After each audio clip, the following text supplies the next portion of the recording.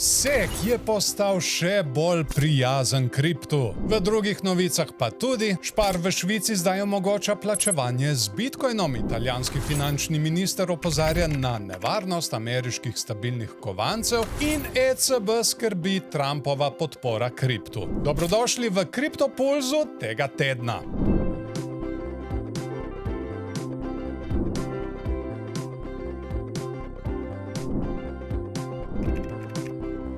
Paul Atkins je bil uradno imenovan za novega predsednika Ameriške komisije za vrednostne papirje. Njegovo imenovanje je predlagal predsednik Trump, senat pa ga je potrdil z glasovanjem. Znano je, da Atkins naklonjeno gleda na kriptoindustrijo, kar bi lahko pomenilo bolj prijazno okolje za kriptoprojekte v ZDA. V preteklosti je bil tudi sam vlagatelj v kriptopodjetja, kar samo še potrjuje njegovo razumevanje sektorja. Ena njegovih prvih nalog bo pregled več kot 70 vlog za odobritev kripto ETF-ov, vključno z znanimi kovanci, kot so XRP, Litecoin in Solana. Kateri mislite, da bo najprej odobren? Komentirajte spodaj. V švicarskem mestu Zug lahko kupci v trgovini Spar odslej plačujejo z bitcoini preko omrežja Lightning Network. Plačilo poteka hitro in enostavno z uporabo QR kode na blagajni. To je pomemben korak za širšo uporabo kripta v vsakdanjem življenju. Švica že dolgo velja za eno najbolj kriptu prijaznih držav v Evropi. Več kot 1000 trgovin tam že sprejema bitcoin. Če bo zanimanje med kupci veliko, bi lahko podobne možnosti uvedli tudi v drugih trgovinah po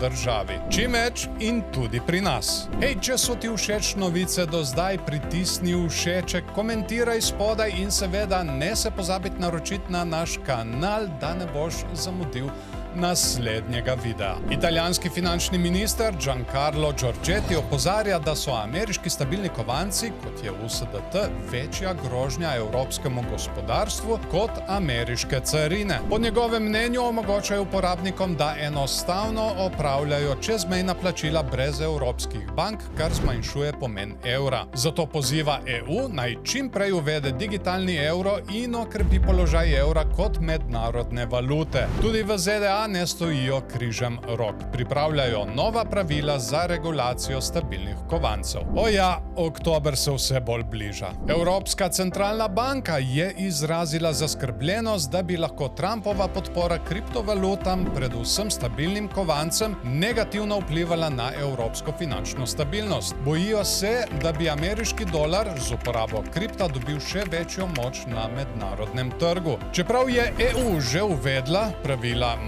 za regulacijo kriptovalut, se pojavljajo dvomi, ali so ta pravila dovolj močna, da zadržijo vpliv ameriških projektov. Evropska komisija se s to oceno ECB ne strinja v celoti, kar kaže na notranja nesoglasja. Jaz sem bolj mišljenja, da je EU na napačni poti. Kaj pa vi mislite? Komentirajte spodaj. Hvala vam za ogled in se vidimo v naslednji epizodi.